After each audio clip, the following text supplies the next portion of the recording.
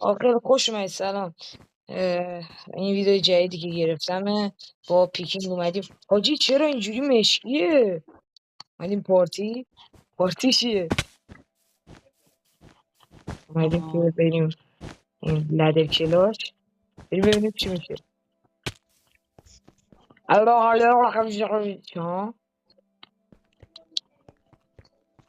بای قد برسو بزنم و وید نکنی یا وید نمی کنم داداش، من هنوز به بدت نرسیدم. میتونی ولی بزن من رسیدم. بچه خوشه بزن دیگه. بدو گفتی سخت میگیری. چرا؟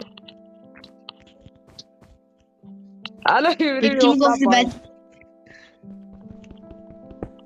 بده گاد بده سواد